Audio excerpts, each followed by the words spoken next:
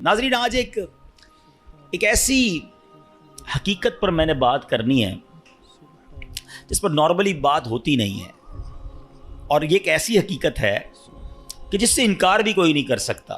دنیا میں بہت سارے فلسفے ہیں، دنیا میں بہت ساری تھیوریز ہیں جس میں بڑا جس کو کہتے ہیں نا کہ اختلاف ہے، قوموں کے اندر بھی اختلاف ہے، مذہبوں میں بھی اختلاف ہے، عمر کے اندر بھی اختلاف ہے کہ نہیں جناب کچھ لوگ کہتے ہیں یہ ہے تو دوسرا کہتا ہے نہیں ایسا نہیں ہو سکتا ہے۔ بہت ساری سائنٹیفک تھیوریز ہیں، بہت ساری جناب لاجیکلی باتیں ہیں، قوموں کے کلچر ہیں، اختلاف ہے لوگوں میں، کہتے ہیں نہیں وہ کہتے ہیں یہ ٹھیک ہے، وہ کہتے ہیں یہ ٹھیک نہیں ہے۔ مگر میں جس تھیوری ہے جس حقیقت کی بات کر رہا ہوں نا، دنیا کا ہر مذہب اس کو مانتا ہے، دنیا کا ہر رہنے والا شخص جس کے اندر عقل ہے وہ اس کو ایکسیپٹ کرتا ہے۔ یہ وہ ریئلٹی ہے جس سے کوئی بھی انکار نہیں کرتا۔ وہ ایسی کون سی ریئلٹی؟ واقعی چندی چیزیں ہیں دنیا میں، شاید گنتی کی چیزیں ہوں گی جس سے پوری دنیا کے لوگ متفق ہوں کہ ہاں یہ درست ہے، یہ کنفرم ہے، یہ ہونا ہے۔ میں انہی میں سے ایک تھیوری کی بات کر رہا ہوں، انہی میں سے ایک حقیقت کی بات کرنے جا رہا ہوں۔ مگر ایسی مسلم، ایسی کنفرم حقیقت ہوتے ہوئے بھی اس پر بات کرنے کے لیے کوئی تیار نہیں ہے، اس کے بارے میں تیاری کرنے کے لیے کوئی تیار نہیں ہے۔ یہ بڑی عجیب بات ہے۔ ایسی کون سی تھیوری ہے، ایسی کون سی حقیقت ہے، بتاتا ہوں آپ۔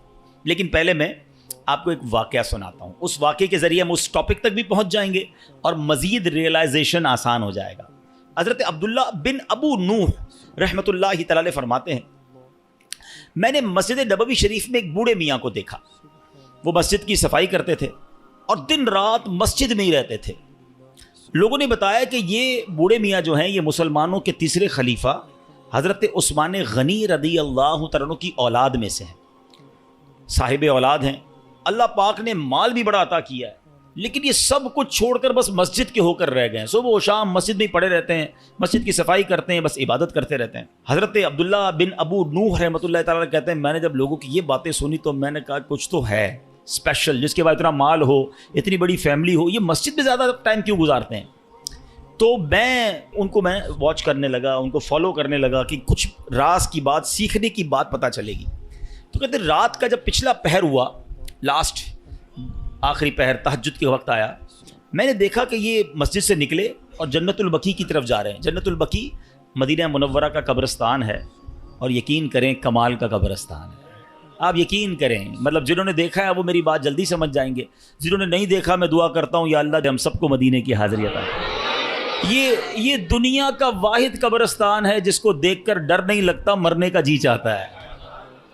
ہاں، دنیا کے کسی قبرستان میں جاؤ نا، ڈر لگتا ہے کہ یار ایسی قبریں ٹوٹی پھوٹی، واللہ جنت البقیع کا قبرستان دیکھو تو بندے کو جی چاہتا ہے یا اللہ ادھر ہی موت دے دے، یہیں دفن فرما دے۔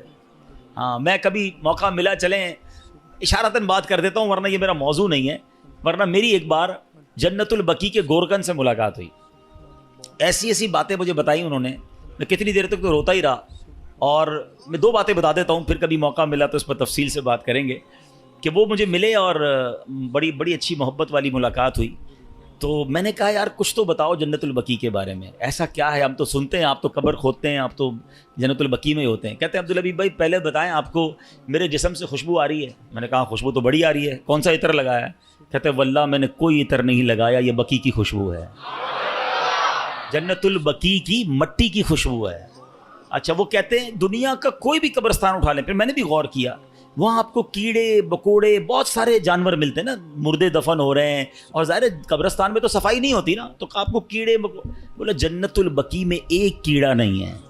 یعنی میں آپ کو روحانیت والی باتیں نہیں بتا رہا، روحانیت تو اندر کیا کیا ہوگا وہ تو اللہ جانے، اس کا حبیب جانے، اس کی کیسی کرم نوازیاں ہیں، میں تو جو نظر سے آنے والی چیزیں بتا رہا ہوں۔ کہتا ہم جب قبر کھودتے ہیں نا عبدالحبیب بھائی، کئی بار ایسا ہوا کہ قبر کھودتے کھودتے ایسی ٹھنڈی ہوا آتی ہے کہ میں قبر کے اندر لیٹ کر خود ہی سو جاتا ہوں۔ کبھی گورکن کو قبر میں سوتے دیکھا ہے؟ کہتا ہے ایسی ٹھنڈی ہوا ہوتی ہے، میں سکون اتنا ہوتا ہے، میں کام کرتے کرتے ادھر ہی لیٹ جاتا ہوں قبر کے اندر، نیند بھی آ جاتی ہے۔ میں نے تو اس کے ہاتھ چومے اور کہا آپ ہی دعا کر دیں کہ ہمیں جنت البقیع نصیب ہو جائے۔ کمال کا قبرستان، اور کیوں ہے پتہ ہے کمال کا؟ ایک تو اس قبرستان میں کم و بیش 10,000 صحابہ اکرام مدفون ہیں۔ ہر صحابی نبی جنتی کی قبر کیسی ہوتی ہے پتہ ہے؟ جنت کا باغ ہوتی ہے، حدیث پاک ہے نا، یا تو جنت کا باغ ہوتی ہے قبر، یا دوزخ کا گھڑا۔ تو سارے صحابہ کی قبر تو ہو گئی جنت کا باغ، جس قبرستان میں 10,000 جنت کے باغ ہوں، اب آپ سوچو نا اس قبرستان میں جو گیا، ہائے ہائے، ایسے نہیں کہتے اعلیٰ حضرت، طیبہ میں مر کے ٹھنڈے چلے جاؤ آنکھیں بند، طیبہ میں مر کے ٹھنڈے چلے جاؤ آنکھیں بند، سیدھی سڑک یہ شہر شفاعت نگر کی ہے۔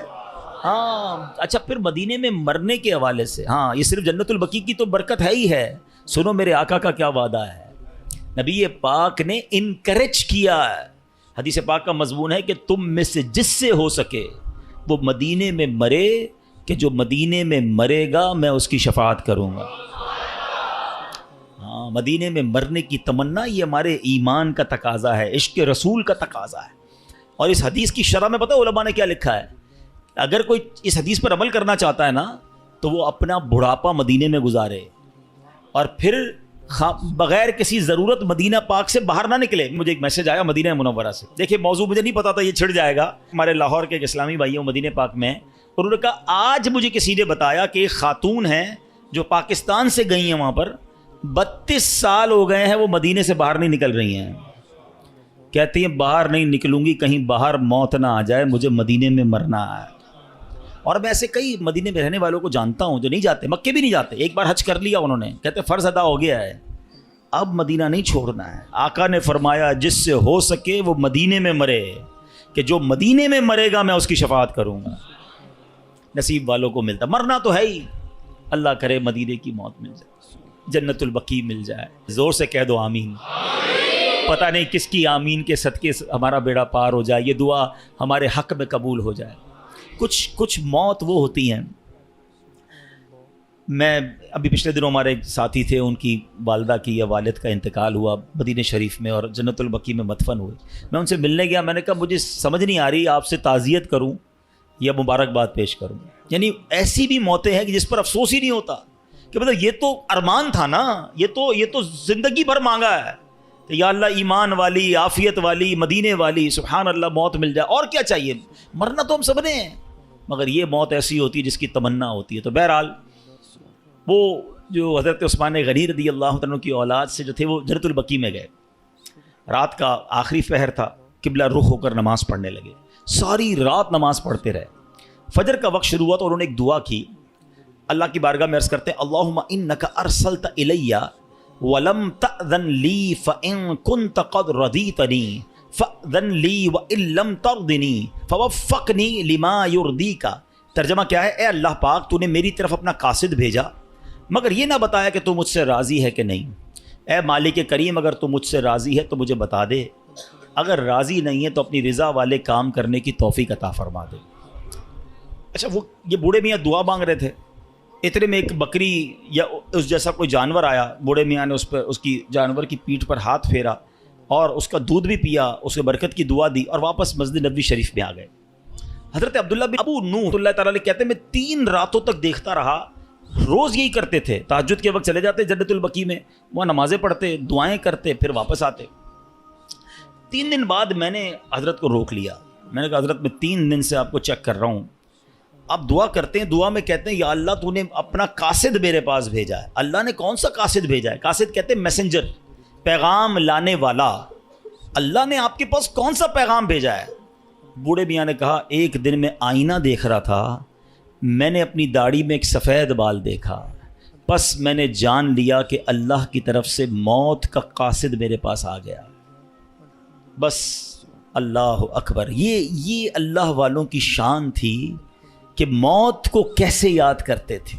اور یہ روایتوں میں آتا ہے، یہ سفید بال ہونا ہے نا، کالے بالوں کے بعد سفید بال کا ہو جانا، آنکھوں کی بینائی کمزور ہو جانا، کمر کا تھوڑا سا جھک جانا، اعضاء کا کمزور ہو جانا، طاقت کا کم ہو جانا، یہ سب اللہ کی طرف سے ریمائنڈرز ہیں، یہ قاصد ہیں، یہ پیغام دے رہے ہیں کہ جانے کا وقت آنے والا ہے۔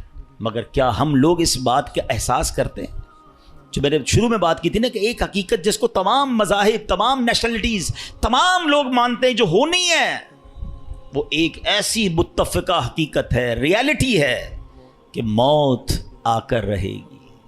دنیا کا کوئی مذہب یہ نہیں کہتا کہ ہم مریں گے نہیں، کوئی سائنسدان نہیں کہتا ہم نہیں مریں گے، سب مانتے ہیں کہ دیر از اے ڈے، ایک وقت آنا ہے، ہم سب نے جانا ہے، مگر کوئی بات کرنے کے لیے تیار نہیں ہے۔